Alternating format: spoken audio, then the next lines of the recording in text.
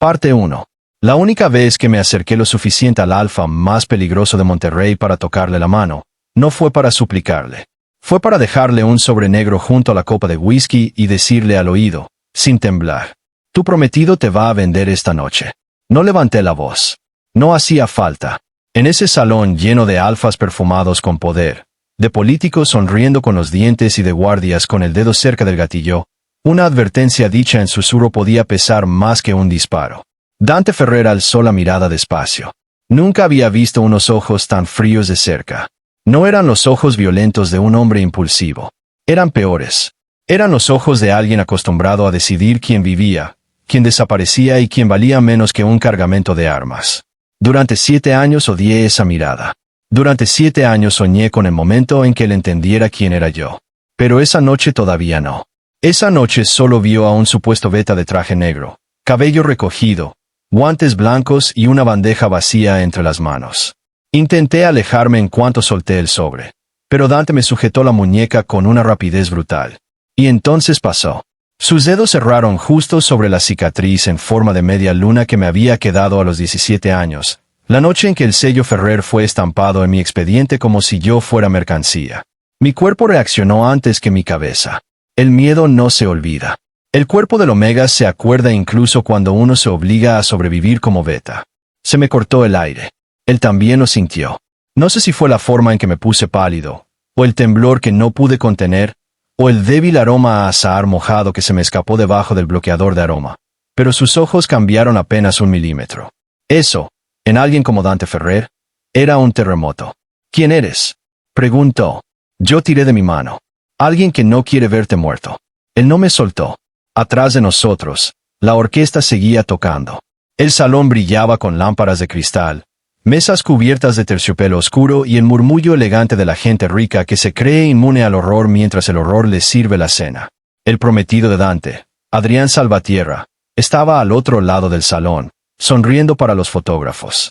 Alto, impecable, hermoso de esa forma vacía que tienen algunos alfas cuando nacieron sabiendo que el mundo les iba a obedecer. Traía un traje azul noche, una corbata de seda y la misma expresión de los hombres que matan con una mano mientras te acarician con la otra. Yo lo conocía mejor de lo que él imaginaba. Conocía su red de casas falsas, sus rutas, sus bodegas, el olor metálico de sus jaulas y el tono amable que usaba para tranquilizar omegas antes de venderlos al mejor postor. También sabía algo más. Si Dante bebía la copa que Adrián acababa de mandar cambiar, no iba a amanecer vivo. Te van a envenenar en menos de 10 minutos, dije, mirándolo fijo. Si quieres comprobarlo, no tomes esa copa. Haz que la pruebe el hombre del saco gris junto a la columna izquierda. Es suyo.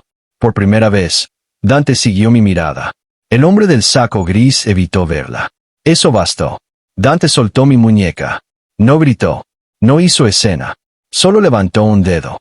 3 de sus guardias se movieron al mismo tiempo, silenciosos, entrenados, letales. Entonces Adrián volteó. Y por un instante sentí que todo el salón dejaba de respirar. Adrián vio a sus hombres moverse. Luego vio a Dante. Luego me vio a mí.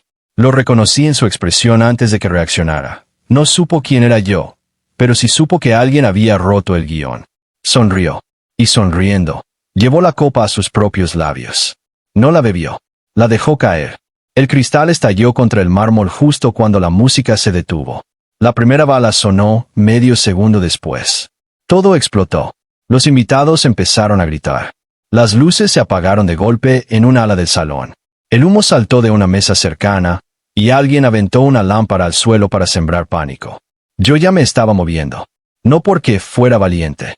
Porque la gente como yo aprende muy joven que, cuando los alfas entran en guerra, los omegas que se quedan quietos terminan debajo de los escombros. Corrí hacia la salida de servicio, pegado a la pared. Escuché disparos, órdenes, cuerpos chocando. Alguien me jaló del brazo y casi le encajó una navaja en el cuello por reflejo, pero era Alma, la jefa de personal del Casino Hotel Ferrer.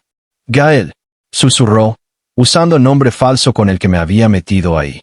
Por aquí. No alcanzamos a llegar. Un cuerpo bloqueó el pasillo. Dante Ferrer. Tenía la mandíbula tensa, un hilo de sangre en la sien y una pistola negra en la mano. Detrás de él, 2 de sus hombres arrastraban al del saco gris, ya medio inconsciente. Su mirada cayó sobre mí como un peso. A la oficina privada, ordenó. Alma tragó saliva. Yo me enderecé. No. Eso hizo que sus hombres se tensaran. Nadie le decía que no a Dante Ferrer. Nadie con instinto de supervivencia, al menos. Pero yo no había sobrevivido 7 años para doblar la cabeza frente a él.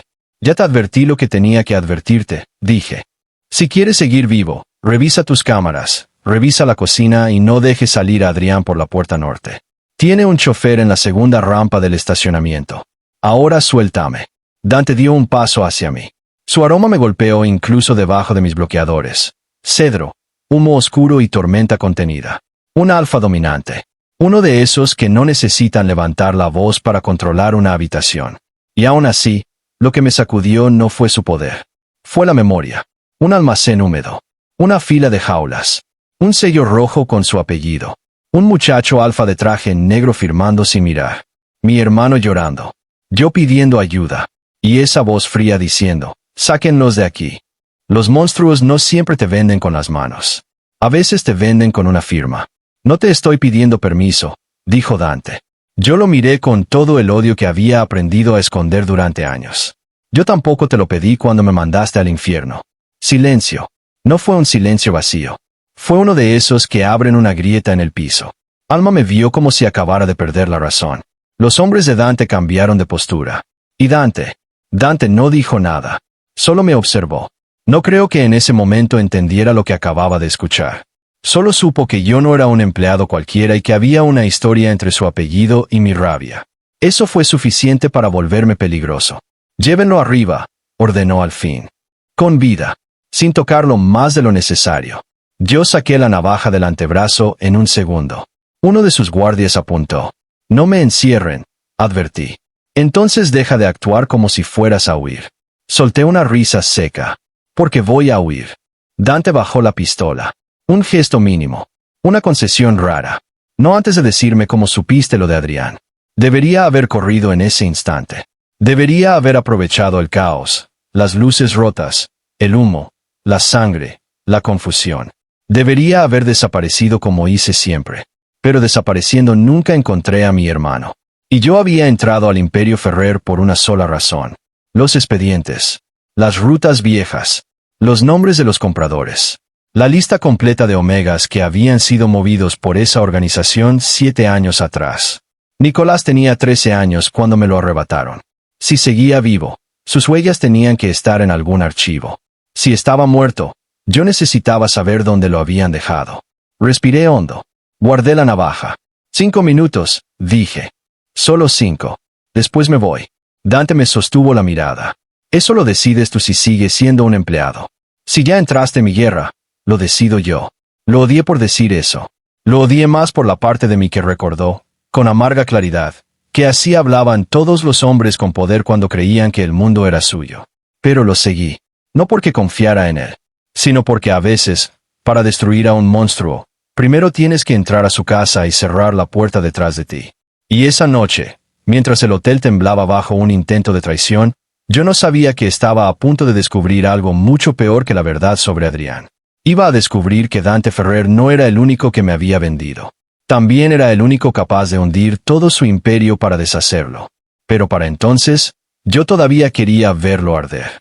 La oficina privada estaba en el último piso del hotel, detrás de una pared falsa revestida con nogal oscuro. No tenía el lujo vulgar que uno esperaría de un mafioso. Era sobria. Vidrio, acero, madera. Un escritorio enorme, 2 sillones, un bar completo y ventanales con vista a una ciudad que desde arriba parecía limpia, aunque abajo siguiera pudriéndose igual que siempre. Dante cerró la puerta. Yo me quedé de pie. Él tampoco se sentó. Habla. Tu prometido está vendiendo información a Octavio Verdugo. Por primera vez reaccionó de verdad. Octavio Verdugo era su tío, la mano derecha de su padre. El hombre que, según la prensa, ayudó a sostener el apellido Ferrer cuando la vieja guardia cayó. Para mí, Octavio tenía otro nombre. El hombre del anillo de obsidiana. El que elegía a los omegas jóvenes por dientes, piel y obediencia. El que separó a Nico de mí. Eso es imposible, dijo Dante. No para alguien que comparte tu cama y tus códigos de seguridad. Sus ojos se endurecieron. ¿Cómo sabes eso? Yo sonreí sin humor. Porque conozco el negocio por dentro. Él entendió algo, aunque no todo. Vi el instante exacto en que empezó a sospechar que yo no era Beta. Su mirada bajó apenas a mi cuello, a mis muñecas, a mi respiración demasiado tensa. Yo llevaba años volviéndome invisible. Años aprendiendo a caminar como Beta, hablar como Beta, borrar mi aroma hasta hacerme daño. Y aún así, frente a un alfa como Dante, sostener el disfraz siempre costaba más. ¿Cuál es tu nombre real? Preguntó. Lo miré de frente. El nombre con el que entraste mis papeles no importa. El otro, lo enterré hace años. Y aunque no lo dije en voz alta, la verdad me quemó por dentro. Mi nombre real era Gael Luna. Y Dante Ferrer lo había vendido junto a otros 11 Omegas en un cargamento nocturno, como si el hecho de que yo tuviera nombre, miedo, hermano y pulso no valiera nada frente a sus negocios. Él todavía no lo sabía, pero lo iba a saber. Y cuando lo supiera, ninguno de los dos iba a salir intacto. Parte 2. Tenía 17 años cuando aprendí que un Omega puede dejar de llorar incluso antes de dejar de tener miedo. Mi padrastro me vendió 2 veces. La primera fue en silencios, dejándome crecer en una casa donde cada comida dependía de su humor, donde mi madre aprendió a no preguntar y donde yo me hice experto en esconder a Nico cuando llegaban hombres borrachos a cobrar deudas. La segunda fue literal. Nos subió a una camioneta blanca con la excusa de trabajo seguro. Me ordenó no hablar y me apretó la nuca hasta que entendí que, si intentaba correr, mi hermano pagaría las consecuencias. Nico tenía 13 años. Aún sonreía dormido.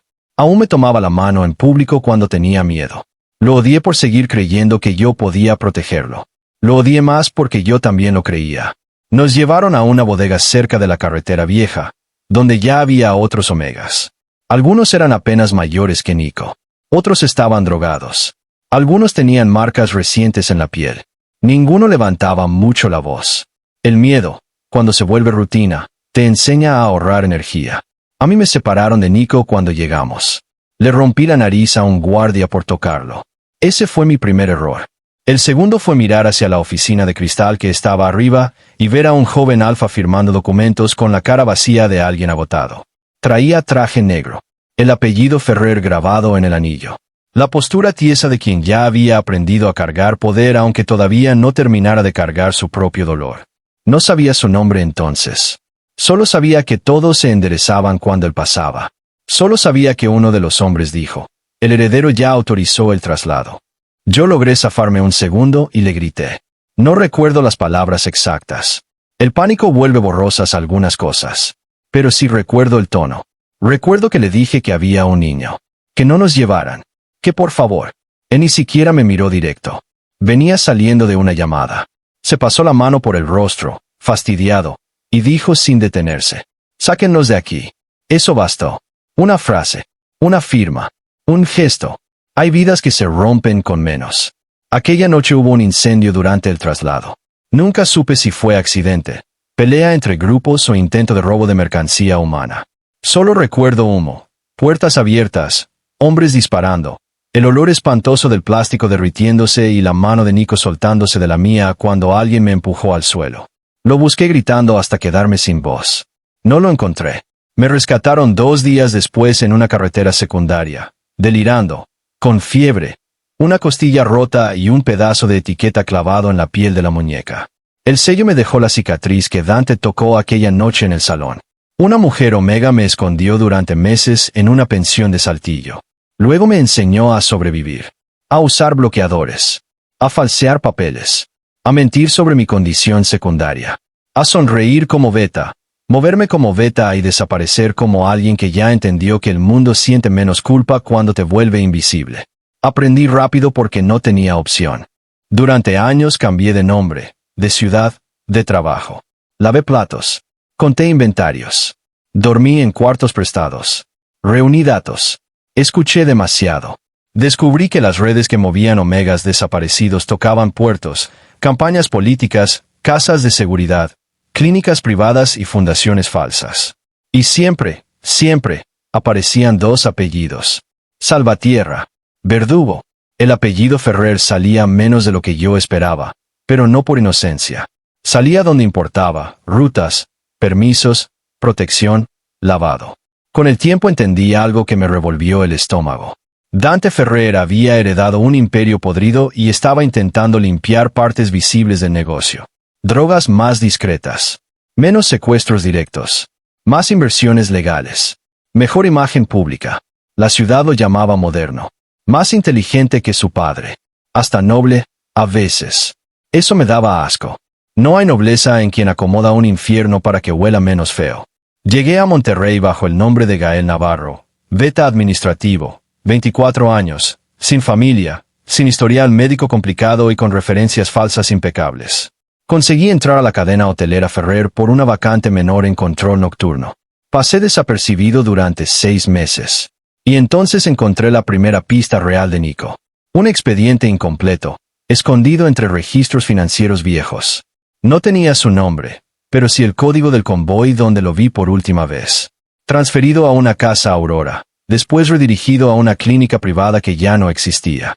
La clínica pertenecía, en papel, a una empresa fantasma de Adrián Salvatierra. Por eso supe que el prometido de Dante no solo lo estaba traicionando, también estaba parado encima de los huesos de mi pasado. Mi plan original no era advertir a Dante. Mi plan era robar los archivos y largarme. Pero 2 noches antes del aniversario del hotel, escuché una conversación en el montacargas de servicio.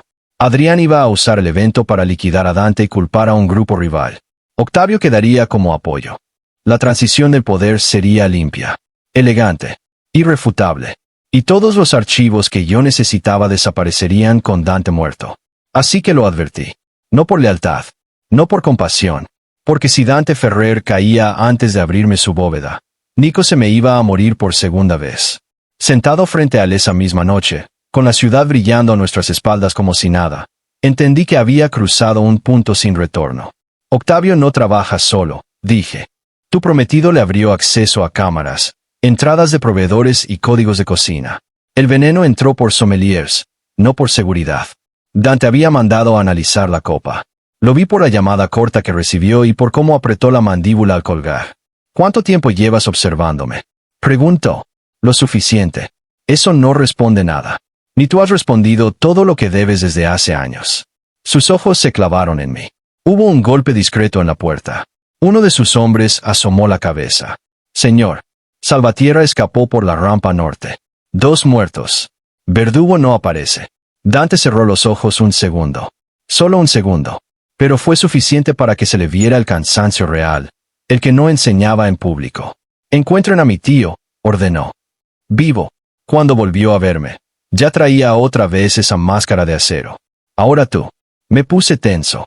No me gustaba que me mirara como si estuviera armando un rompecabezas con piezas que no quería encontrar. No vuelvas a decirme ahora tú como si me hubieras comprado. Se hizo un silencio denso. Luego algo raro pasó. Dante se acercó al escritorio, abrió un cajón y sacó una pequeña caja metálica. La empujó hacia mí. Bloqueadores, dijo. De grado clínico. Los tuyos huelen baratos desde aquí. Te están lastimando. Sentí una oleada de rabia tan intensa que casi me reí. Qué considerado. No lo hago por ti. Si te descompensas en mi edificio, se vuelve mi problema. Mentiroso. No porque le importara yo, sino porque ningún alfa dominante con ese nivel de sensibilidad olfativa se molestaba en notar la calidad del bloqueador de un supuesto beta si no hubiera detectado algo más. No toqué la caja. ¿Qué quieres? Tu verdad. No te conviene. Decidir eso me toca a mí. Eso creen todos ustedes. Dante no respondió de inmediato. Caminó hasta el ventanal. Monterrey brillaba debajo como un tablero de apuestas. Mi padre construyó esta organización sobre miedo, dijo al fin. Yo heredé sus enemigos, sus alianzas y sus cadáveres. Llevo años tratando de cortar lo que no debió existir. Si Adrián y Octavio siguen moviendo personas por rutas viejas, necesito saberlo. Me crucé de brazos. ¿Y por qué te ayudaría? Porque ya me ayudaste. Eso me hizo arder. Te advertí porque me convenía que siguieras vivo.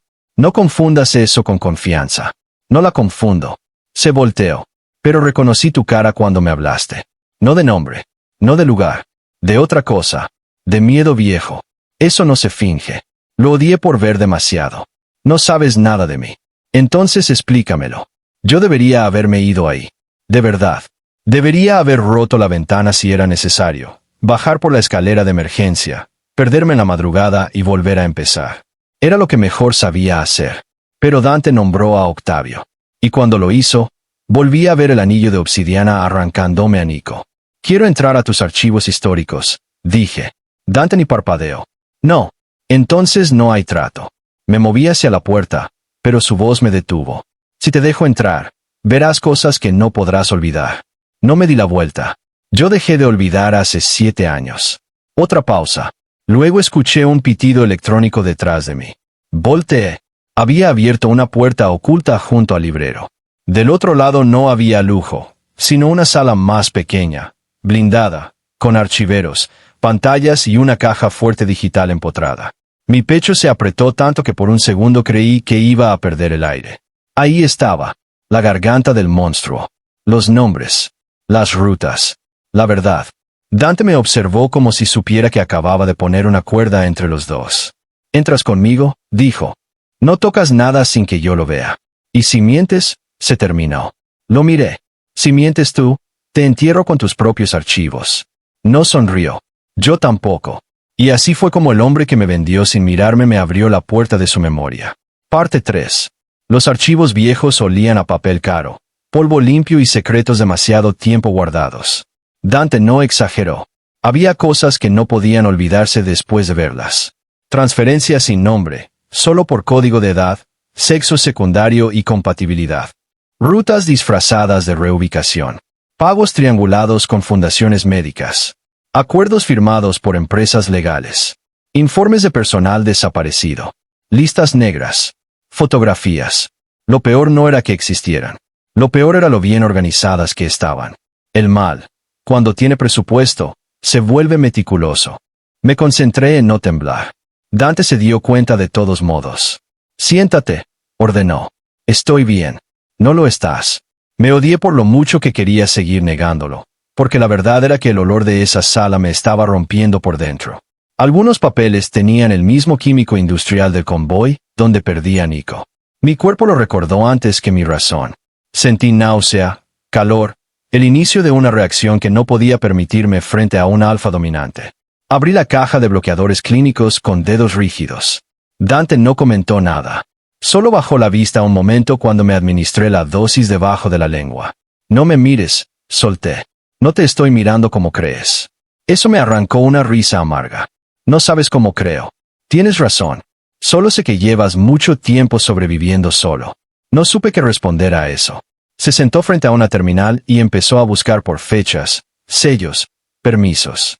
Yo revisé un archivero físico de operaciones especiales entre 2018 y 2020. Todo lo referente a Casa Aurora estaba mutilado, como si alguien hubiera retirado páginas enteras para cubrir rastros. Dante lo notó. «Esto lo tocó alguien de mi sangre», murmuró. «El acceso es interno. Tu tío. O alguien con su autorización». Me pasó una carpeta digital. La abrí. Convoy K-17. Mi corazón se detuvo. Las letras se me encimaron por un segundo. Respiré hondo y forcé la vista. 12 omegas trasladados desde punto de retención temporal. 3 menores no registrados. Un incidente durante el movimiento. Pérdidas parciales por incendio. Reubicación de sobrevivientes. Mis manos se pusieron heladas. «Aquí», dije, con voz rota pese a mí. «Este es». Dante me miró. «¿Qué es?» «El convoy». No agregué más. No pude. Él leyó la pantalla. Luego leyó mi cara. Algo en sus facciones cambió, como si por fin empezara a entender que mis silencios tenían un cuerpo real detrás. «¿Tú estabas en ese traslado?» Quise mentir. Se me quebró la voz. «Sí». Silencio. Ni siquiera preguntó de inmediato. Eso fue peor. Me dio espacio. Un espacio peligroso. Porque en el espacio, si uno no se defiende rápido, empieza a sentir. «¿Y a quién buscas?», preguntó al final. Cerré los ojos un segundo. A mi hermano. Por primera vez en toda la noche, la dureza de Dante aflojó de verdad. No por completo. No se convirtió en otra persona. No dejó de ser quien era. Pero algo en su manera de sostener la mirada se volvió más humana. Nombre: Nicolás Luna. Tecleó. No salió nada. Volvió a intentar con variaciones, con alias, con fechas. Nada. Yo ya sabía lo que eso significaba. Los menores rara vez entraban con nombre real. Los rebautizaban, los borraban, Los movían como si cambiarles la etiqueta bastara para convertirlos en otros. Busca por código, dije, obligándome a pensar. En la pulsera de Nico el prefijo era N3. Le ponían inicial y número según orden de captura. La mandíbula de Dante se tensó al escuchar la palabra captura. Buscó. Apareció un registro incompleto. N3. Masculino omega. Menor. Reubicado después del incendio a instalación médica privada. Transferencia firmada por A. Soldins. Adrián Salvatierra. Se me nubló la vista. Está vivo, susurré. No era una certeza absoluta. Lo sabía. Un papel no garantiza una vida. Pero después de 7 años con nada, ver una línea distinta a pérdida era suficiente para que el pecho doliera de otra manera. Dante se levantó. Voy a sacar todo lo relacionado con Asoldins. No. Él frunció el ceño. No. Si tocas eso de forma frontal, Adrián sabrá que estamos buscando. Si Nico sigue vivo, lo van a mover o lo van a matar. Dante sostuvo mi mirada unos segundos. Estamos. Me di cuenta tarde de lo que había dicho. Apreté la quijada. No te emociones. Solo eres útil. Una sombra rara pasó por su expresión. No dolor. Algo más cercano a un golpe aceptado. Eso me queda claro, Gael, o como te llames. No le respondí. Seguimos trabajando 2 horas más. Descubrimos cuentas puente, nombres de choferes, una clínica cerrada en San Pedro, una casa de recuperación en Linares y 2 bodegas registradas a una empresa de importación de vinos que nunca importó nada. A las 3 de la mañana yo ya estaba agotado. La dosis de bloqueador clínico me había estabilizado, pero el esfuerzo físico y emocional estaba empezando a cobrar factura. Mi visión se volvió un poco borrosa. Dante lo notó antes que yo. Se terminó por hoy. No. Te vas a desmayar. No. Dio un paso hacia mí. Yo retrocedí. Lo vi darse cuenta en ese instante. No era solo desconfianza. Era miedo real. Miedo del cuerpo. De proximidad. De Alfa demasiado cerca. Eso pareció enfurecerlo. Pero no conmigo. Con algo más grande. Quizá consigo mismo. Quizá con todo lo que estaba empezando a sospechar de su apellido. Se detuvo. No voy a tocarte. No sé por qué le creí. Tal vez porque lo dijo como una promesa y no como una orden. Te quedas en la suite de seguridad, añadió. Adrián sabe que alguien le habló. No te voy a dejar salir solo. No necesito tu permiso. No. Necesitas no morirte antes de encontrar a tu hermano. Eso me cayó. Me quedé ahí, respirando de forma corta, agotado, rabioso. ¿Por qué estás haciendo esto? Pregunté, sin querer hacerlo. Dante tardó unos segundos en contestar. Porque si lo que estoy viendo es cierto, hay gente en mi casa que convirtió seres humanos en inventario. Y si tú sobreviviste a eso, entonces no necesito tu confianza para saber de qué lado debo estar. Me reí, pero sin humor. Todos ustedes dicen eso cuando les conviene verse limpios.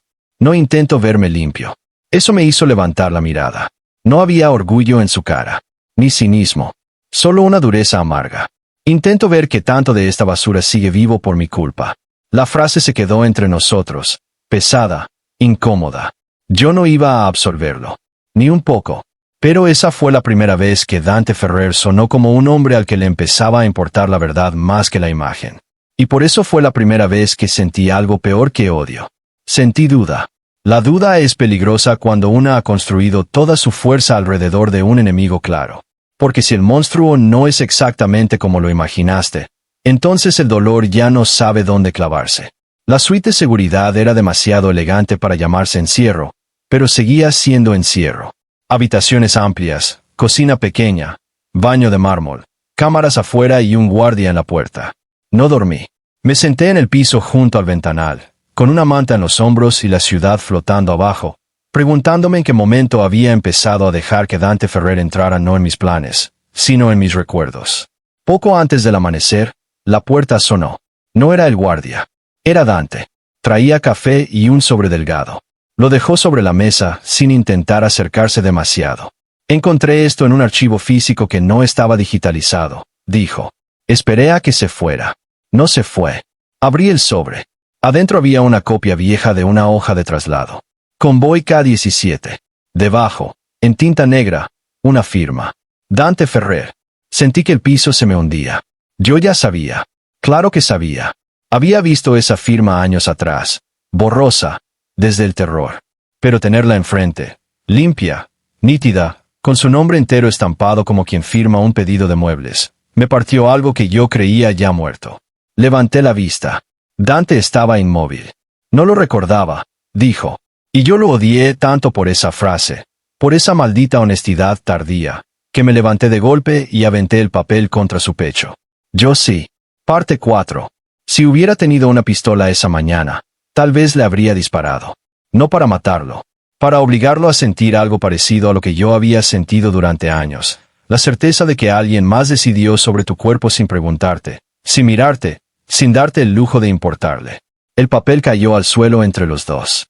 Dante no intentó recogerlo. Yo temblaba. De rabia. De memoria. De una humillación vieja que seguía viva debajo de cada cicatriz que creí cerrada. Yo te vi, le dije, la voz quebrándome por los bordes. No sabía tu nombre, pero te vi. Estabas ahí arriba, con traje negro, mientras a mí me arrancaban a mi hermano. Te grité.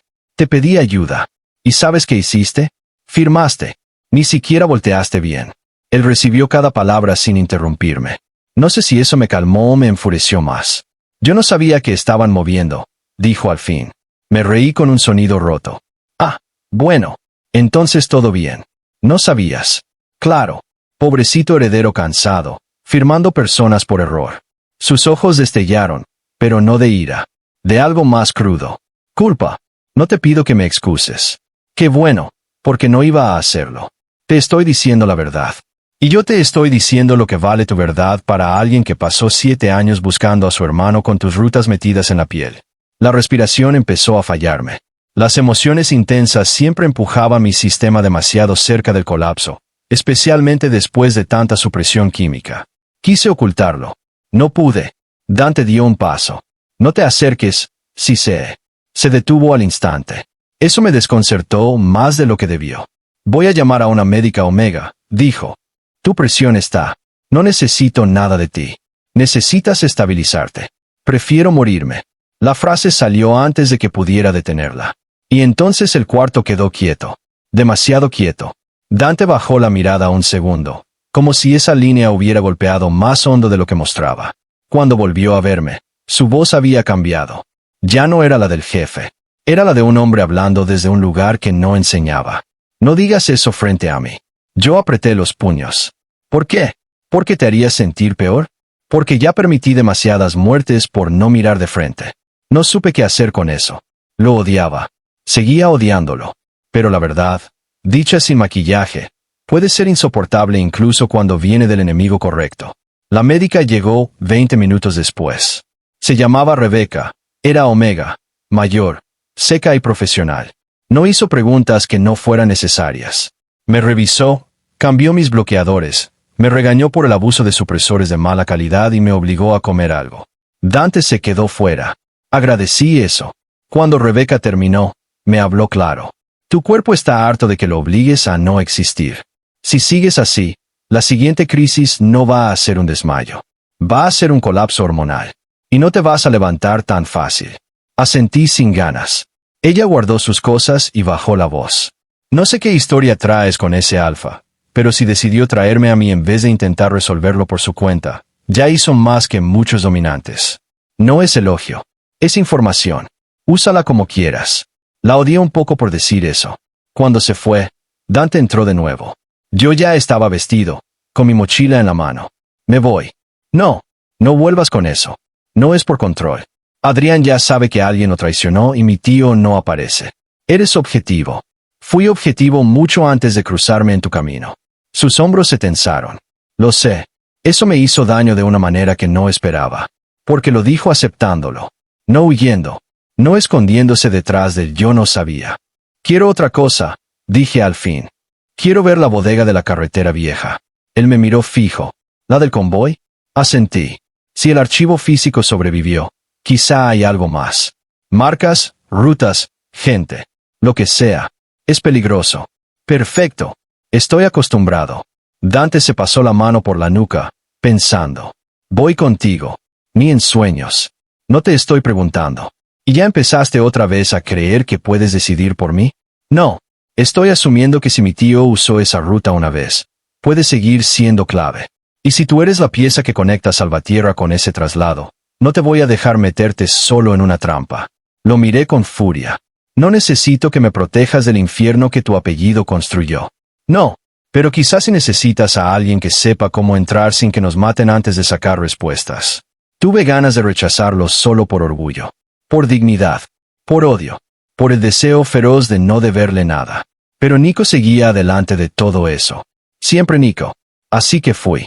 La bodega seguía ahí, medio abandonada en un tramo industrial donde el polvo se pega a la lengua y el silencio no significa paz, sino vigilancia. El sol de la tarde rebotaba contra las láminas viejas. 2 camionetas negras se quedaron fuera con hombres de Dante.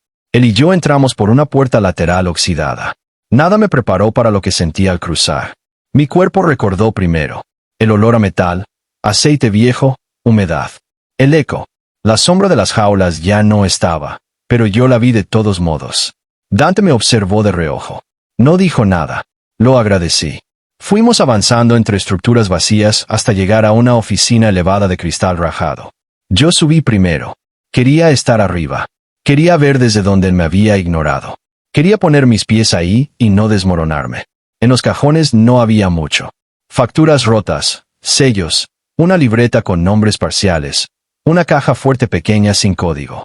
Dante la abrió con herramientas de precisión que llevaba uno de sus hombres. Adentro solo había 2 cosas. Un juego viejo de pulseras de identificación. Y una fotografía. Cuando la saqué, sentí que el aire se me fue del pecho. Éramos Nico y yo. Mal tomada. Borrosa. Sentados en el suelo de la bodega. Yo abrazándolo. Él dormido contra mi hombro. En el reverso, con tinta azul, decía: Luna barra diagonal material, no dócil. Separar al menor. Las piernas se me doblaron.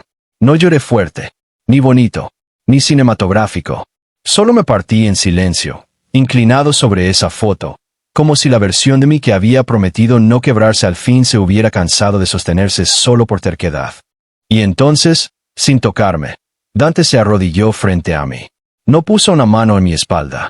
No intentó abrazarme. No invadió. Solo se puso a mi altura. Gael, dijo con una voz que nunca antes le había escuchado. Lo voy a encontrar. Levanté la cara empapada y lo miré con una furia tan vieja que ya no cabía en palabras. No digas eso como si tuvieras derecho. No lo tengo. Entonces no me prometas nada. Dante tragó saliva. No te lo prometo para que me perdones. Te lo digo porque voy a destruir a cualquiera que haya puesto esa frase detrás de tu foto. La respiración se me cortó otra vez. No por miedo, por algo más complicado y mucho más peligroso. Porque, por primera vez, quise creerle. Y justo cuando estaba a punto de odiarme por eso, uno de sus hombres gritó desde abajo: Señor, movimiento afuera. Disparos. El cristal explotó, a nuestra derecha. Dante me tiró al suelo instintivamente, cubriéndome con su cuerpo mientras una segunda bala rompía la pared detrás de nosotros. Todo pasó demasiado rápido. Gritos, órdenes, pasos corriendo, el olor de pólvora subiendo por la escalera. Quédate abajo, gruñó. Ni loco. Intenté moverme, pero otro disparo nos obligó a pegarnos al piso. Estábamos demasiado cerca. Demasiado. Su aroma me envolvió de golpe. Cedro, humo, adrenalina, una calidez oscura que mi cuerpo mega reconoció aunque mi mente la rechazara. Sentí la peor combinación posible. Miedo, rabia y una respuesta química involuntaria. Maldito cuerpo. Maldita biología. Dante lo notó. Su mandíbula se tensó como si quisiera maldecir el mundo entero por ese detalle. Respira, dijo bajo. No voy a soltarte hasta que bajen los disparos. No necesito. Lo sé. Respira de todos modos. Nos sacaron por la parte trasera 5 minutos después, entre humo y llantas chirriando. Uno de los atacantes había muerto. Los demás huyeron. En el piso trasero de la camioneta blindada, con la foto de Nico apretada contra el pecho, entendí que la guerra ya no era abstracta. No era pasado. No era archivo. No era memoria. Nos estaban cazando. Y alguien estaba desesperado por impedir que yo siguiera escarbando. Dante se sentó frente a mí, sangrando del antebrazo por un rozón de bala. Yo todavía temblaba por la descarga hormonal y por el ataque. Fue Adrián, dijo. ¿Y tu tío? Asintió. Sí. Luego me sostuvo la mirada de una forma extraña. Como si ya no me estuviera viendo solo como pieza clave o testigo. como si verme llorar sobre una foto rota hubiera quitado algo de distancia que ninguno de los dos había querido perder. Gael, dijo, cuando esto termine, voy a entregarte todo lo que quieras saber sobre ese traslado. Incluso si me hunde a mí. Lo miré durante largo rato. Todavía no entiendes, ¿verdad? ¿Qué cosa? Apreté la foto contra mi pecho. Que ya me hundiste una vez. Parte 5. Volvimos al hotel antes del anochecer, pero ya no se sentía como el mismo edificio. La traición cambia el aire de un lugar. Los guardias caminaban más tensos. El personal evitaba los pasillos centrales. Las llamadas se respondían con frases cortas. Había sangre limpiada demasiado rápido en un borde del elevador privado y un cristal nuevo donde esa madrugada se había roto el primero. Todo seguía funcionando. Eso es lo obsceno del poder. Incluso herido, sigue exigiendo elegancia. Dante subió conmigo a la suite de seguridad, pero no entró enseguida. Se quedó en la puerta, como si entendiera que yo estaba al límite. Voy a interrogar al hombre del saco gris, dijo. Si sacamos ubicación de Adrián antes de medianoche, nos movemos. Yo voy. No, no me vuelvas a dejar fuera de mi propia historia. Él sostuvo mi mirada. Ya no discutíamos como al principio. Ahora cada frase llevaba capas de algo peor, conocimiento mutuo. Si encontramos una pista de tu hermano, irás, dijo al fin. Pero no entro contigo a un operativo mientras estés así. Así como, al borde. Me enfurecí, porque tenía razón. El ataque en la bodega me había dejado el sistema hecho pedazos. El médico de guardia me ajustó dosis. Rebeca mandó una lista de cuidados que ignoré a la mitad. Y aún así mi cuerpo seguía vibrando con una tensión horrible, como si una parte de mí hubiera despertado demasiado rápido después de años dormida. Antes podía suprimir cualquier respuesta. Cerca de Dante, cada vez costaba más. No era deseo simple. Sería más fácil si fuera solo eso. Era reconocimiento biológico mezclado con trauma, miedo, furia, cercanía forzada y una química que yo despreciaba por existir. El universo Megaverse tiene un sentido del humor verdaderamente cruel. A veces hace que tu cuerpo se active más justo con el tipo de alfa del que deberías huir. No soy una bomba hormonal, dije. Dante bajó la vista a mis manos, que todavía temblaban. No dije eso. Yo me acerqué un paso, rabioso. Entonces deja de tratarme como frágil. Él no retrocedió. No te trato como frágil. Te trato como alguien que ha sobrevivido tanto tiempo a punta de puro control que no sabe qué hacer cuando el cuerpo le exige otra cosa. La frase me golpeó más fuerte que si me hubiera gritado. Porque era verdad. Y porque la dijo sin burla. Lárgate, dije. Tardó 2 segundos en obedecer. Cuando se fue, quise aventar algo contra la pared. En vez de eso, me senté en el piso del baño con las manos sobre la cara y pensé en Nico, en la foto, en la firma, en la forma absurda en que Dante se había arrodillado frente a mí sin tocarme cuando me quebré. No me convenía recordar eso. No me convenía nada de él. Dormí tal vez 1 hora. Me despertó el sonido de mensajes entrando al teléfono, seguro que Dante me había dejado solo para emergencia. Había una sola frase. Encontramos a Adrián. Baja. Llegué al piso privado en menos de 3 minutos. La sala de juntas se había convertido en cuarto de guerra. Pantallas encendidas, mapas, rostros serios. Dante estaba al frente con la camisa remangada y el vendaje del brazo ya manchado. Octavio seguía desaparecido. Adrián, al parecer, se había movido a una propiedad campestre a las afueras, una casa usada para encuentros discretos y almacenamiento temporal. Almacenamiento temporal. Así le llamaban siempre a las personas cuando planeaban venderlas. Hay movimiento raro en el sótano, dijo Dante, señalando una cámara térmica. Podría haber registros. O personas. Voy, repetí. Nadie discutió esta vez. Eso me inquietó más. Nos movimos en 3 camionetas sin logos. La propiedad estaba rodeada de huerto seco y una barda alta. Entramos por la parte trasera. 2 guardias cayeron sin ruido. El tercero alcanzó a disparar. La casa explotó en caos. Yo bajé con Dante y 2 hombres más al sótano. Nunca voy a olvidar lo que vi. No porque fuera lo peor que vi en mi vida, sino porque era peor de otra manera. Era elegante. No había jaulas oxidadas ni brutalidad evidente. Había cuartos blancos, camas limpias, archiveros, una pequeña enfermería, un escritorio con computadoras. Todo perfecto, todo clínico, todo diseñado para que la crueldad pareciera administración. En uno de los archiveros encontré carpetas con perfiles de compatibilidad alfa-omega, estados hormonales, evaluaciones de obediencia.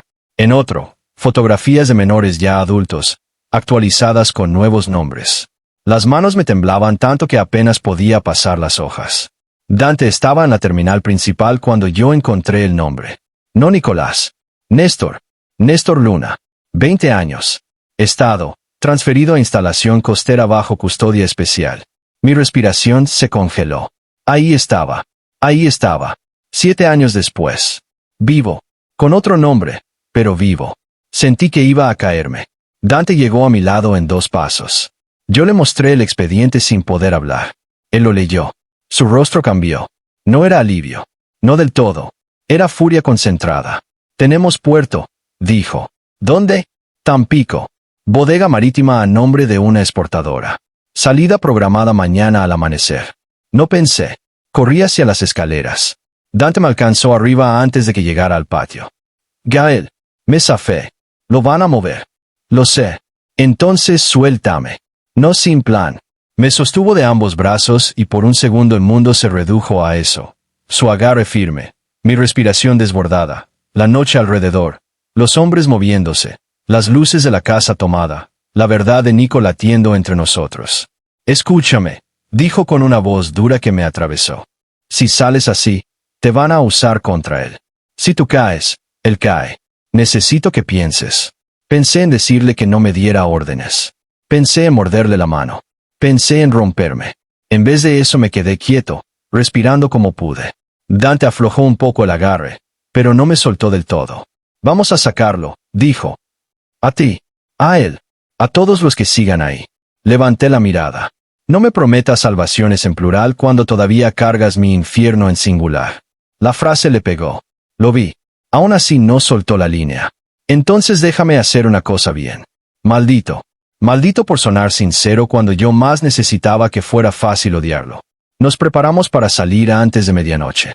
Pero Octavio se adelantó. La emboscada vino en la autopista. Una camioneta nos cerró por el frente, otra por atrás, y un tráiler cruzado nos cortó la lateral. Los disparos empezaron desde ambos lados. El chofer perdió control. El vehículo donde iba yo giró, golpeó el muro de contención y el mundo estalló en vidrio. Desperté con sabor a sangre. No estaba en la camioneta. Estaba amarrado a una silla. Cuarto oscuro. Foco colgando. Olor a sal. Puerto. Me habían llevado antes de que Dante pudiera recuperarme. Frente a mí, sonriendo con la misma cara hermosa de siempre, estaba Adrián Salvatierra. Y detrás de él, recargado en una mesa como si estuviera en una fiesta privada, Octavio Verdugo giraba lentamente un anillo de obsidiana entre los dedos. Miren nada más, dijo Octavio con voz aceitosa. El Omega que volvió para morder la mano que le dio de comer. Yo lo miré con tanto asco que me supo a hierro. Si me hubieras dado de comer, no tendría tus rutas tatuadas en pesadillas. Adrián soltó una risita. Sigue teniendo carácter. Te dije que era especial. Octavio me examinó como si estuviera viendo mercancía dañada que aún conserva valor. Dante no debió abrir archivos contigo cerca. Siempre fue más sentimental de lo que convenía. Sentimental. Quise escupirles la cara. ¿Dónde está mi hermano? Adrián me sonrió. Ah, por fin llegamos a lo importante. Sacó un teléfono, mostró una imagen y me acercó la pantalla. Un joven Omega de cabello oscuro, delgado, con una cicatriz pequeña junto a la ceja. Atado. Vivo. Nico. No. Néstor, según ellos. Mi Nico de 13 hecho un hombre bajo manos ajenas. Sentí que el corazón me explotaba. Si cooperas, dijo Adrián suavemente, quizá los dos salgan de aquí respirando. Lo miré con un odio limpio. Prefiero morir que volver a pertenecerles. Octavio se inclinó. Error. Tú nunca perteneciste. Solo circulaste. A veces el mal no necesita gritar para volverse insoportable. Sonreí. No sé de dónde saqué fuerza para sonreír en ese momento. Tal vez del mismo lugar de donde sacan dientes los animales arrinconados. Dante ya sabe todo. Adrián y Octavio se miraron. Bien. Les había pegado donde quería. Dante sabe que tú eres la vergüenza que firmó. Continué. Y ahora sabe dónde se esconden. Ustedes ya perdieron. Octavio me golpeó. La silla rechinó contra el piso. Saboreé sangre. Y entonces Adrián, en vez de frenarlo, Se acercó a mí y murmuró. No, el que perdió fue él. Porque cuando llegue, va a tener que elegir entre salvarte o conservar el apellido. Me reí, aún con la boca rota. No sabes nada de mí si crees que me interesa su apellido. Adrián me sostuvo la barbilla. No, pero ya entendí algo mejor. Le importas. Y ahí sí sentí un miedo distinto.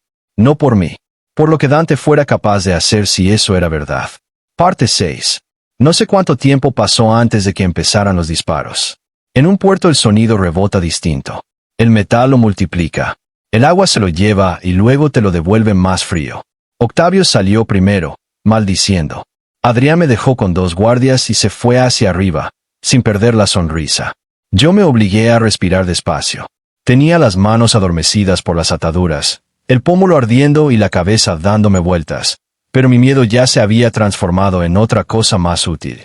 Rabia enfocada. Los guardias se quedaron cerca de la puerta, atentos al auricular. Uno traía la pistola baja. El otro un cuchillo táctico mal guardado en el cinturón. La gente piensa que los omegas sobreviven por ser suaves. No entienden nada. Los omegas que sobreviven a hombres como esos aprenden a calcular ángulos, tiempos, distracciones, respiraciones. Aprenden a romperse primero si eso les da margen para morder después. Apreté las muñecas contra la esquina metálica de la silla hasta que la piel se abrió un poco. Dolió como el demonio. Seguí. Afuera el ruido crecía. Un disparo cerca. Un grito. Uno de los guardias se movió hacia la puerta. El otro volteó apenas. Fue suficiente. Liberé una mano, me lancé con silla y todo sobre sus piernas y caímos juntos. Le arranqué el cuchillo antes de que entendiera qué pasaba. El segundo guardia se volteó, pero ya le había enterrado la hoja al primero en el hombro y pateado la rodilla del otro con todas mis fuerzas. No soy fuerte como un alfa. Nunca lo fui. Pero el dolor bien puesto también derriba. Rodamos por el piso. El segundo me pegó con la culata del arma. Sentí estrellas. Le mordí la muñeca con una ferocidad que ni yo sabía que seguía teniendo. Gritó. Disparó al techo. Le arranqué el cargador. El otro intentó levantarse. Le clavé el cuchillo en la pierna. Salí del cuarto trastabillando. El puerto era un infierno en movimiento. Contenedores, sirenas lejanas, hombres corriendo entre sombras, el mar oliendo a óxido y combustible. Y al fondo, cerca de una grúa inmensa, reconocí a Dante.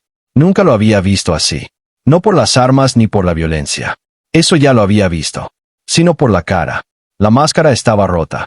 Tenía sangre en la comisura, la camisa abierta por un jalón y una expresión tan oscura que por un instante entendí por qué toda la ciudad le temía.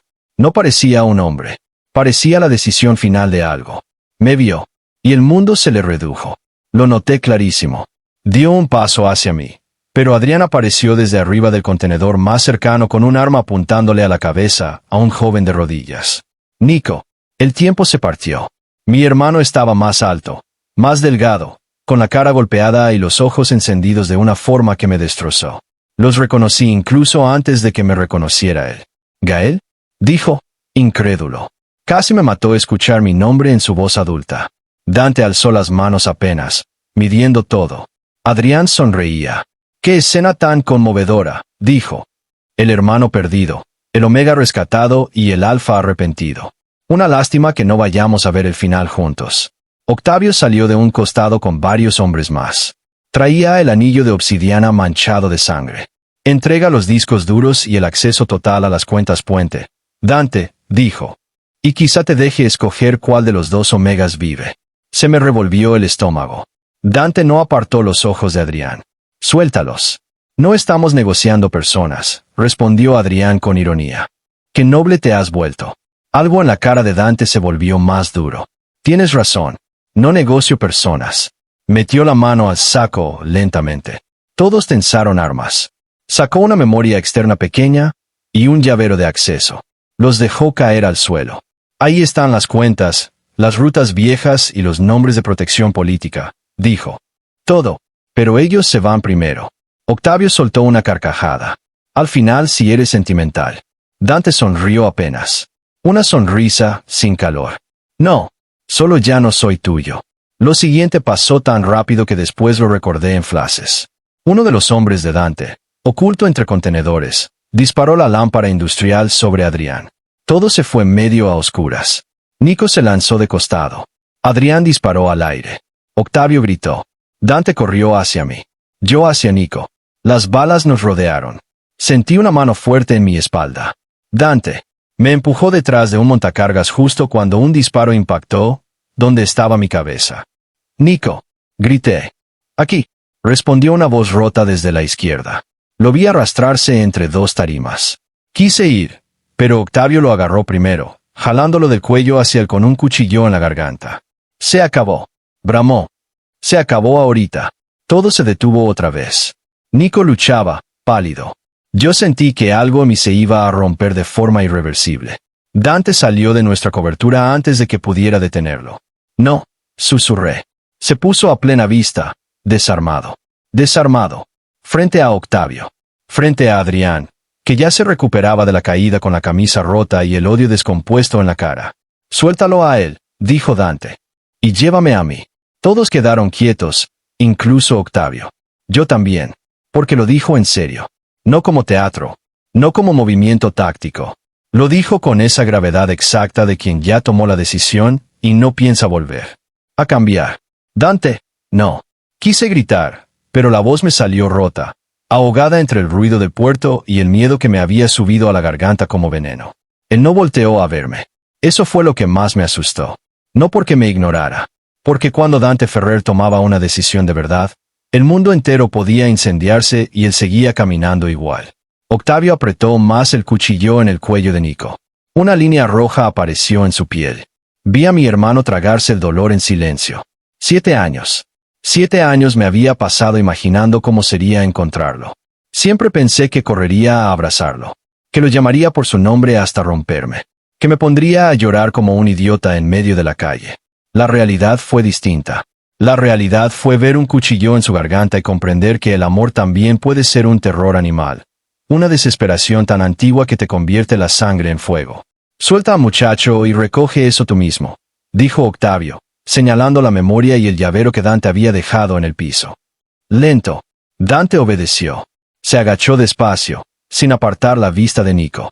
Adrián lo observaba con una fascinación enferma, como si todo aquello fuera un espectáculo montado para él. Mírate, dijo, bajando del contenedor con una sonrisa torcida. Haciendo sacrificios por un Omega que te odia. Siempre tuviste gustos terribles, Dante. Yo apreté los dientes. Dante se incorporó con la memoria en una mano. Si quieres las cuentas, ven por ellas. Octavio soltó una risa seca. No, quiero más que eso. Quiero verte entender lo que se siente perder algo que creías tuyo. La frase me revolvió el estómago. Porque no estaba hablándoles solo a Dante. Nos estaba hablando a los dos. A Dante, por el imperio. A mí, por Nico. A ambos, por algo más que ninguno había sabido nombrar bien desde que esto empezó. Dante dio otro paso al frente. Suéltalo primero. Arrodíllate, ordenó Octavio. El puerto se quedó inmóvil. Lo vi en los hombres de Dante, escondidos entre contenedores, con el dedo listo sobre el gatillo y la rabia sostenida apenas por una instrucción que todavía no llegaba. Lo vi en Adrián, disfrutando el momento demasiado. Lo vi en Nico, respirando corto, con los ojos clavados en mí. Y luego lo vi en Dante. Se arrodilló. Así, sin teatro. Sin orgullo. Sin un solo gesto de resistencia visible. El heredero Ferrer. El alfa que hacía temblar a media ciudad, de rodillas sobre concreto sucio frente al hombre que llevaba años pudriendo su sangre por dentro. Sentí algo atroz abrirse paso en mi pecho.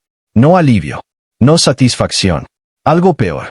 Porque el odio, cuando por fin ve al enemigo inclinarse, se supone que debería sentirse mejor. Y yo no me sentí mejor. Me sentí enfermo. Adrián aplaudió despacio. Esto sí vale la pena recordar. Octavio extendió la mano. Dámela. Dante alzó la memoria. Suelta a Nico. Primero la memoria. Primero mi hermano, dijo Nico, con voz ronca. Los tres volteamos a verlo. Por un segundo, vi al niño de 13 años que se me dormía encima cuando tenía fiebre. Y al segundo siguiente, vi al hombre que había sobrevivido 7 años sin mí. Su mirada no estaba rota. Estaba afilada.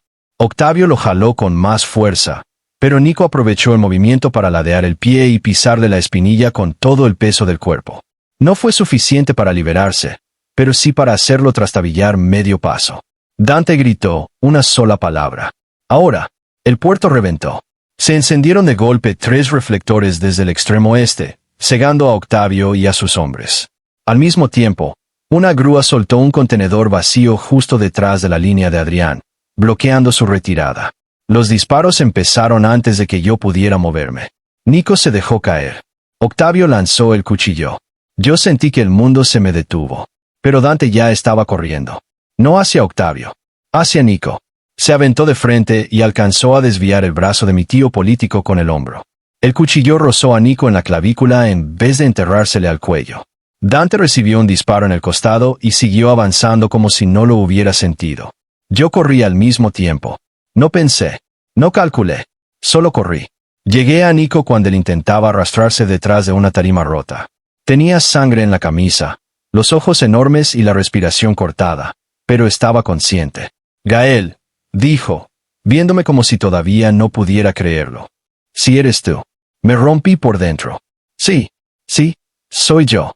Le tomé la cara entre las manos solo un segundo, el suficiente para confirmar que estaba vivo, caliente, real. Después lo jalé hacia la cobertura. A unos metros, Dante forcejeaba con Octavio en el suelo mientras Adrián disparaba desde una columna metálica. Los hombres de Ferrer respondían, pero Adrián tenía la mala costumbre de sobrevivir demasiado bien. ¿Puedes correr? Le pregunté a Nico. Él apretó la mandíbula. Puedo matar si hace falta. Lo miré. Mi hermano ya no era un niño. Y esa verdad me dolió casi tanto como haberlo perdido. Correr primero, le dije. Matar después si te dan mucha confianza. Eso le arrancó una risa rota. Mínima. Imposible. Tan Nico que me dieron ganas de llorar ahí mismo. No pude. Adrián nos vio. Ahí están. Una bala nos reventó madera encima. Yo empujé a Nico al otro lado de la tarima y le señalé un corredor estrecho entre contenedores. Ve con los hombres de Dante. No te separes. No me discutas. Él abrió la boca para hacerlo de todos modos, pero un segundo disparo lo convenció. Se fue. Y yo, como el idiota traumado que sin duda sigo siendo, me volteé hacia donde estaba Dante. Seguía peleando con Octavio. Sangraba. Adrián le apuntó de nuevo. Yo no tenía arma de fuego. Solo el cuchillo que había robado y una barra metálica tirada en el piso junto a un polín desprendido. Agarré la barra. Corrí por detrás de Adrián. No me escuchó venir hasta que se la estampé en el brazo con el que sostenía la pistola. Se oyó un crujido seco. Gritó. El arma salió volando. Me giró un golpe tan fuerte en la mandíbula que vi blanco por un segundo, pero no solté la barra. Volví a levantarla y él me pateó el estómago. Caí de rodillas, me sujetó del cabello y me estrelló contra el contenedor. Debiste quedarte vendido, Omega, escupió. Lo miré con sangre en la boca. Y tú debiste ahogarte en la placenta de tu madre. Su cara se deformó. Me iba a golpear otra vez cuando una sombra se lanzó sobre él desde la izquierda. Nico. No sé cómo demonios regresó. Solo vi a mi hermano prenderse de la espalda de Adrián con una furia desesperada, metiéndole el antebrazo en la garganta. Adrián intentó zafarse. Yo aproveché y le encajé la barra en la rodilla. Cayó. Nico le arrancó la pistola. Y entonces el mundo se volvió a detener. Porque mi hermano, el niño que me habían quitado, ahora era un hombre temblando con un arma en la mano, apuntándole a uno de los hombres que habían decidido su vida. Adrián sonrió. Aún de rodillas, con la boca partida. Hazlo. A ver si te queda alma después. Vi el dedo de Nico tensarse. Corrí hacia él y le sujeté la muñeca. No, le dije. Lo necesito. Me gritó, quebrado. Por su culpa me borraron el nombre. Gael. Sentí como esa frase me rajó de pies a cabeza. Le tomé la cara con la otra mano. Lo sé. No sabes nada de lo que me hicieron. Lloraba de rabia, no de debilidad. Yo también quería llorar. No, le dije, pegando mi frente a la suya un segundo en medio del infierno. No sé todo, pero si sé esto, no le des el último pedazo de ti. Nico tembló. Adrián aprovechó para lanzarse hacia el arma. No alcanzó. Un disparo sonó detrás de nosotros. Adrián se quedó inmóvil. Miré por encima del hombro de Nico. Dante estaba de pie, pálido por la sangre, el arma firme, la mirada helada. Había disparado a la pierna de Adrián. Lo suficiente para derribarlo, no para matarlo. Octavio, en cambio, ya no peleaba. Intentaba huir hacia el muelle lateral con la memoria en la mano. Dante se tambaleó apenas. Yo lo vi. Vi la sangre demasiado oscura extendiéndosele por la camisa. Y vi también que aún así pensaba ir tras él. «Quédate con Nico», me ordenó. Casi me reí. «Vete al infierno». Le arrebaté la pistola del cinturón a Adrián, se la aventé a uno de sus hombres de confianza y corrí yo mismo hacia el muelle. Detrás de mí escuché a Dante maldecir y seguirme. Octavio había llegado al borde de una lancha rápida cuando volteó y me vio venir. Sonrió. Siempre sonreía ese tipo de monstruo que cree que el dinero puede comprarle hasta la forma en que la historia lo recordará. «Tu hermano no era el problema», me dijo a gritos mientras intentaba encender la lancha. «El problema eras tú. Nunca fuiste dócil». Le apunté. Las manos no me temblaron. «Eso te dio miedo, ¿verdad?» Octavio soltó una carcajada. «No. Lo que da miedo es ver cómo un Omega cree que puede cambiar el mundo cuando apenas pudo salvarse solo. No vine a cambiar el mundo. Di un paso más. Vine a devolverte el daño». Disparé al motor. La chispa reventó aceite y humo. Octavio gritó y levantó su arma. El disparo que salió no fue el suyo. Fue el de Dante. Octavio recibió la bala en el hombro, giró sobre sí mismo y cayó de rodillas en la orilla del muelle. Dante llegó a mi lado, respirando con dificultad. No dijo «te dije». No dijo nada. Solo mantuvo el arma firme mientras Octavio nos miraba a los dos con una mezcla de desprecio y sorpresa. «¿Crees que ganaste?», escupió. «Pero tu apellido ya está podrido. Él lo sabe. Tú lo sabes». Dante tragó saliva. «Sí». Octavio se rió con sangre en los dientes. «Entonces dispárame y hazle un favor al mundo». Dante tardó un segundo en contestar. «No». Bajó el arma. «Tú vas a vivir lo suficiente para escuchar cada nombre en tu contra». Lo esposaron sus propios hombres 2 minutos después. El puerto seguía oliendo a pólvora y mar sucio. Yo no podía dejar de mirar la sangre de Dante. «¿Estás herido?», dije. Él me sostuvo la mirada como si esa fuera una noticia secundaria. «Tú también. No cambies de tema». Algo parecido a una sonrisa rota quiso aparecerle en la boca. «Suena a que ya no quieres verme morir». Quise decirle que no se alabara. Quise escupirle que aún le debía demasiadas respuestas. Quise recordarle la firma, la bodega, la foto, la frase detrás de la foto. Pero lo único que salió fue una verdad peor. «No hasta que termines de deshacer lo que empezaste». Dante asintió, como si eso fuera suficiente. Como si entendiera perfectamente que en mi boca, en ese momento, aquello era lo más cercano a una oportunidad que él iba a recibir.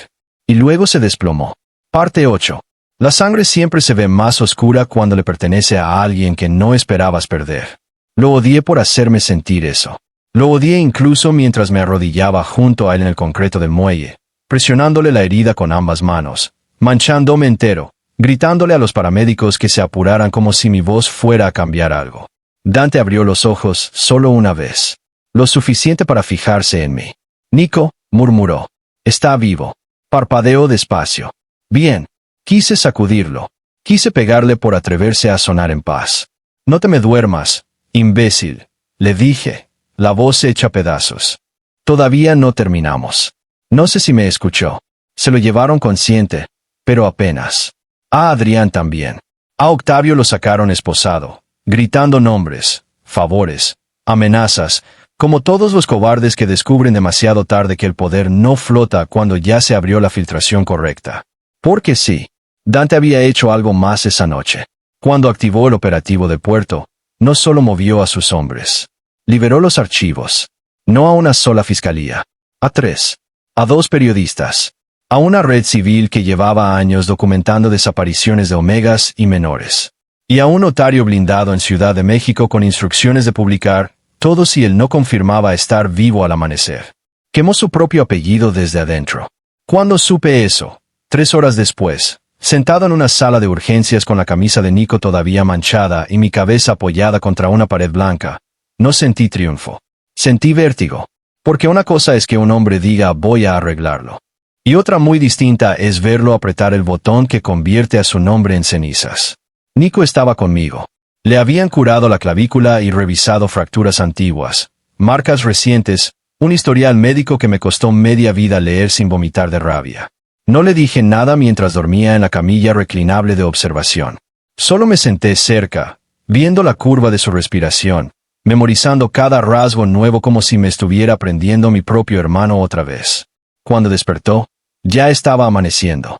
Abrió los ojos despacio. Me vio. No dijo nada durante varios segundos. Luego preguntó, ¿de verdad no me soñé? Me acerqué. No, esta vez no. Él tragó saliva. Yo también. Y entonces, sin palabras grandes, sin música, sin nada bonito, nos abrazamos. Nos abrazamos como se abrazan los que regresan tarde, con torpeza, con hambre, con miedo de apretar demasiado y que el otro vuelva a desaparecer. Sentí su cara hundirse en mi cuello. Sentí su cuerpo temblar. Y por primera vez en 7 años, el hueco que llevaba en el pecho dejó de sentirse vacío. Seguía roto, pero ya no vacío. Nos quedamos así mucho rato. Después Nico se apartó apenas y me examinó como si estuviera comparando al muchacho que recordó con el hombre que tenía enfrente. «Te hiciste viejo», dijo. Solté una risa rota. «Tú te hiciste necio. Aprendí de mejor». Casi me vuelve a hacer llorar. Casi. Más tarde llegaron abogados, agentes, personal médico, una mujer de la fiscalía especializada, y para mi profunda desconfianza, 2 asistentes enviados por la oficina de Dante con ropa limpia, comida y una carta firmada por él, aunque él seguía en cirugía. No quería leer nada suyo. La abrí de todos modos. Decía, Octavio está detenido. Adrián también. Liberé todos los archivos, incluyendo mi firma. No espero que eso borre nada. Solo quería que supieras que esta vez no aparté la mirada, Dante. Me quedé viendo la letra demasiado tiempo. Nico, desde la cama, me observó en silencio. ¿Es él?, preguntó. Asentí. ¿El que firmó? Sí, eso también. Pero no solo eso.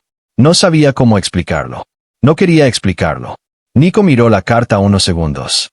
Fue el que se aventó cuando Octavio me iba a cortar el cuello. Levanté la vista. Sí, y el que te fue a buscar. No respondí. Mi hermano apoyó la cabeza en la almohada. No te estoy diciendo que lo perdones. Menos mal. Solo digo que quizá tú y yo sabemos mejor que nadie la diferencia entre alguien cruel y alguien cobarde. La frase se quedó flotando. Yo me recargué de nuevo en la silla. ¿Y qué crees que es él? Nico tardó en contestar. Creo que fue cobarde cuando importaba mirar. Y que ahora está intentando no volver a hacerlo. Eso dolía precisamente porque sonaba cierto. Pasaron 2 días antes de que me dejaran verlo. Dante estaba en una habitación privada custodiada por 2 elementos federales y uno de sus propios hombres, que ya no sabían muy bien a quién obedecían sin que todo se desmoronara. Entré solo. La ventana daba al estacionamiento del hospital. Lluvia leve. Luz gris. Dante estaba pálido, con el costado vendado, una vía en el brazo y esa expresión irritante de hombre que se niega a verse débil incluso conectado a 3 máquinas. Volteó al escucharme entrar. No sonrió. Yo tampoco. Nico está vivo, dije, porque era lo único importante. Sus hombros bajaron apenas. Bien. Lo miré largo rato. Demasiadas cosas entre los dos. Demasiadas para resumirlas con una frase limpia. Al final dije la única verdad que podía decir sin mentirnos a ambos. Todavía te odio por esa firma. Dante sostuvo mi mirada. Lo sé. Y si intentas convertirte en mártir noble por esto, te juro que te saco del hospital para romperte la otra costilla. Algo casi humano cruzó por su boca. Me parece justo. Di otro paso. También sé que quemaste tus cuentas, tu red y a tu propio tío para cerrar esto. No por ti solamente. Ya lo sé. Silencio. La lluvia golpeaba leve el vidrio. ¿Por qué?, pregunté al fin. Porque ya no podía seguir guardándomelo. Y no me salgas con que por justicia nada más. Quiero la verdad. Dante apartó la vista un segundo, cansado. Cuando volvió a hablar, su voz sonó más baja, más fea, más honesta. Porque cuando encontré tu foto en esa bodega entendí algo que llevaba años evitando entender. No heredé un imperio sucio. Heredé un sistema de daño al que dejé funcionar mientras me decía a mí mismo que estaba controlándolo. Y tú eras la prueba viva de lo que costaba mi distancia. No dije nada. Él siguió. Cuando mi padre murió, yo tenía 21 años, medio consejo encima y mi madre recién enterrada. Firmaba 30 cosas por día sin leerlas completas porque si aflojaba 1 centímetro me comían vivo los mismos hombres que luego usaron mi apellido para seguir moviendo gente. Eso explica cómo pasó. No lo justifica. Mi garganta se cerró. No.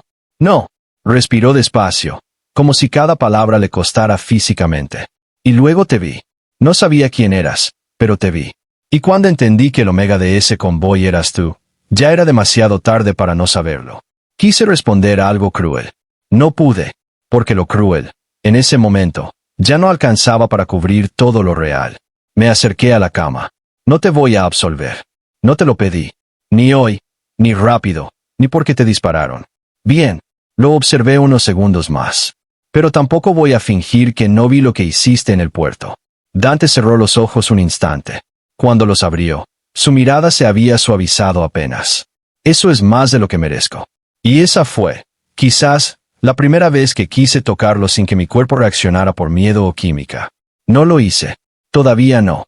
Solo asentí, di media vuelta y me fui. Porque había cosas que podían empezar a cambiar. Pero ninguna de ellas iba a cambiar en un cuarto de hospital. Parte 9. La caída del apellido Ferrer hizo más ruido del que imaginé. No por el escándalo. Por la cantidad de gente que llevaba años esperando una grieta para hablar. Omegas que salieron de casas de seguridad, con nombres prestados. Médicos que firmaron hojas bajo amenaza y luego guardaron copias. Choferes. Contadores. Una jueza jubilada. 2 escoltas. Hasta una monja que había escondido menores en una casa de retiro durante 4 meses mientras negociaba sacarlos del país. Cuando el archivo se abrió, la ciudad entera empezó a escupir lo que se había tragado demasiado tiempo. Dante declaró 3 veces en una semana. Aceptó públicamente su firma en operaciones viejas. Entregó cuentas, rutas, nombres, sobornos, clínicas, empresas fantasma y vínculos políticos. No quedó limpio. Nunca iba a quedar limpio. Pero dejó de esconderse detrás del vidrio. Eso cambió el peso de muchas cosas. Nico y yo nos mudamos temporalmente a una casa segura en las afueras, bajo resguardo oficial. Rebeca siguió tratándome. A Nico le consiguieron un terapeuta especializado en víctimas de cautiverio prolongado. Al principio casi lo golpea por sugerirle hablar de sus emociones, pero terminó quedándose porque, según él, el terapeuta tenía cara de señor que sí aguanta insultos. Volver a convivir fue raro. Hermoso, brutal, raro. Mi hermano ya no dormía sin luces. Yo seguía despertando con el impulso ridículo de revisar si su respiración seguía ahí.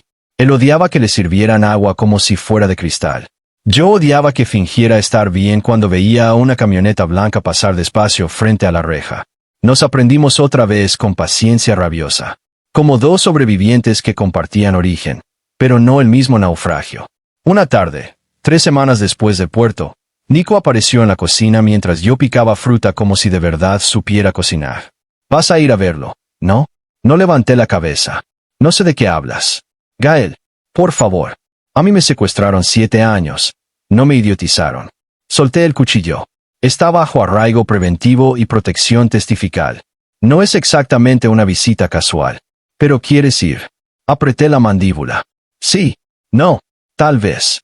Lo peor no era querer verlo. Lo peor era entender por qué. No por dependencia. No por esa estupidez de solo él me entiende. Nada de eso. Quería verlo porque las cosas más importantes entre nosotros aún no estaban dichas. Y porque, me gustara o no, Dante Ferrer se había vuelto parte de la historia de mi dolor. Y también de la forma en que logré cerrar una puerta que creía abierta para siempre. Nico se sentó frente a mí. No tienes que amarlo para reconocerlo. Me eché a reír, seco. ¿Y ahora das clases de vínculo emocional? No. Solo noto cuando dejas de odiar igual. Eso me dejó callado. Lo fui a ver 2 días después. La casa donde lo tenían no parecía prisión. Parecía exactamente el tipo de lugar donde el Estado esconde a hombres demasiado valiosos para dejarlos morir y demasiado culpables para llamarlos libres. Entré con escolta. Dante estaba en la terraza, sentado con un expediente sobre las piernas y el costado aún rígido. Había bajado de peso. La sombra de barba le daba un aire más cansado, más humano, menos imposible. Se levantó cuando me vio. Yo me detuve a unos pasos. El viento movía las bugambilias del jardín.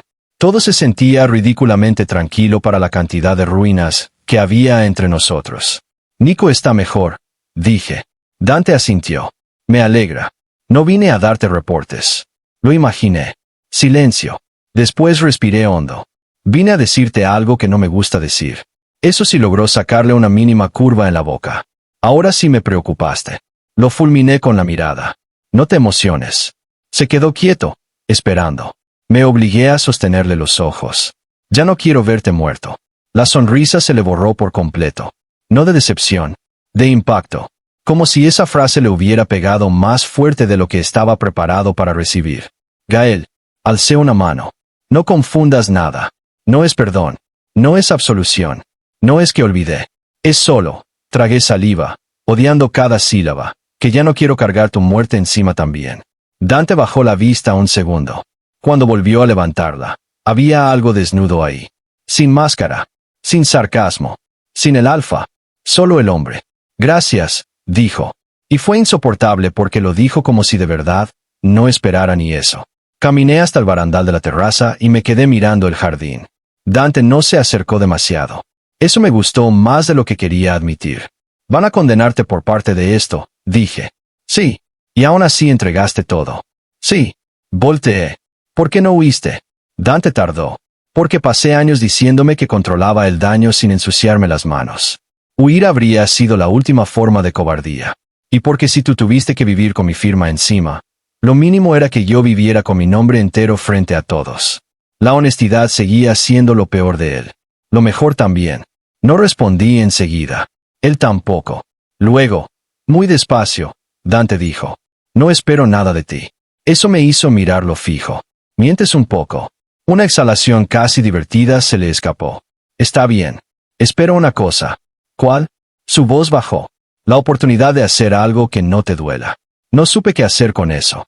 Porque una frase así, dicha por cualquier otro alfa, me habría sonado a manipulación barata. En él sonó, cansada. Real. Y precisamente por eso fue peligrosa. Di un paso hacia él. El aire cambió. Lo sentí en mi piel antes que en el resto. No era miedo esta vez. Tampoco solo biología. Era conciencia. De su cuerpo herido. De mi respiración. Del espacio exacto entre los dos. No sé qué hacer contigo todavía, le dije. Dante sostuvo mi mirada.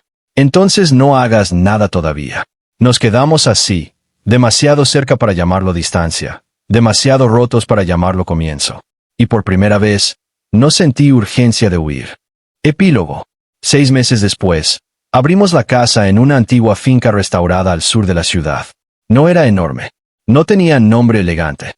No estaba hecha para salir en revistas ni para que la gente rica se sintiera filántropa por cortar un listón. Estaba hecha para sobrevivientes. Para omegas que necesitaban papeles nuevos. Para menores recuperados de redes viejas. Para betas y alfas rotos también, cuando el sistema los había usado igual de feo. Nicola nombró Casa Luna antes de que yo pudiera discutirlo. Si vas a seguir controlándolo todo, me dijo, mínimo deja que yo gane en el nombre. Lo dejé ganar. Le quedaba bien. La mañana de la inauguración llovió poquito, de esa lluvia suave que en Monterrey parece milagro. Rebeca llegó con cara de ir a criticar la cocina. El terapeuta de Nico apareció con flores y él fingió que le daba asco. Alma, la ex jefa de personal del hotel, renunció 3 meses antes y se vino con nosotros a organizar media institución porque, según ella, ya había servido suficiente tiempo a hombres ricos con complejo de Dios. Y Dante llegó tarde. Por supuesto. Traía traje oscuro, sin corbata, una cicatriz nueva cerca del costado que solo yo noté enseguida y un expediente bajo el brazo.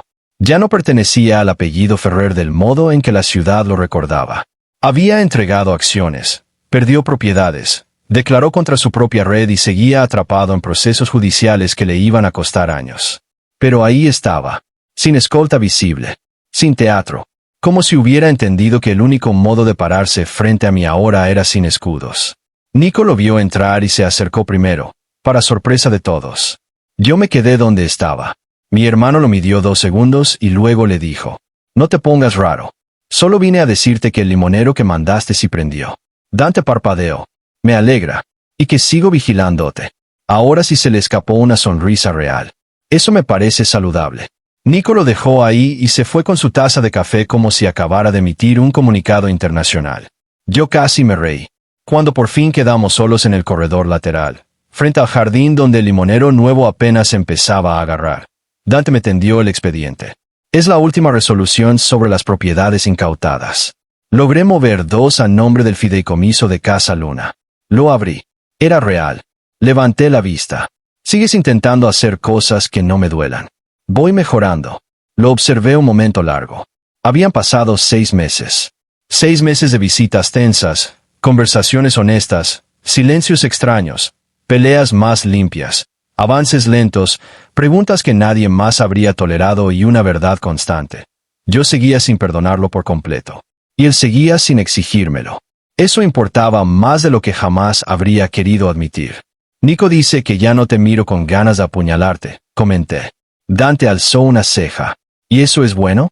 Para ti, muchísimo. La lluvia ligera empezaba otra vez, apenas rozándonos. Dante bajó la voz. ¿Y tú qué dices? Lo pensé. De verdad lo pensé. Miré el jardín, la casa, la gente adentro, la vida improbable que habíamos arrancado de entre los dientes de hombres como Octavio y Adrián. Luego lo miré a él, al alfa que no había mirado una vez y me había marcado la vida con esa ausencia. Al hombre que después eligió mirar de frente, aunque eso significara incendiar su propio nombre. No eran la misma cosa. Esa era la diferencia. Y esa diferencia había costado sangre, verdad y tiempo.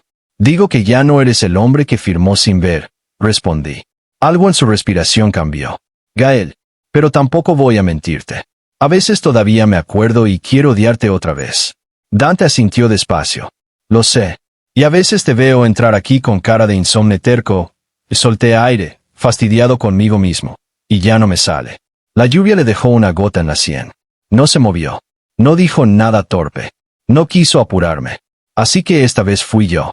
Di un paso. Luego otro. Le tomé la cara entre las manos y sentí, por primera vez, que mi cuerpo no temblaba por miedo. Temblaba por elección. Lo besé. No fue un beso limpio. Fue uno cargado de todo lo que nos había costado llegar a ese punto. Culpa, hambre, desvelo, rabia domesticada, deseo contenido, duelo, reconocimiento, la esperanza mínima y feroz de que todavía se puede construir algo digno después de tanto daño. Dante no me sujetó de inmediato. Esperó, como si incluso en eso quisiera estar seguro de no tomar nada que yo no estuviera dando.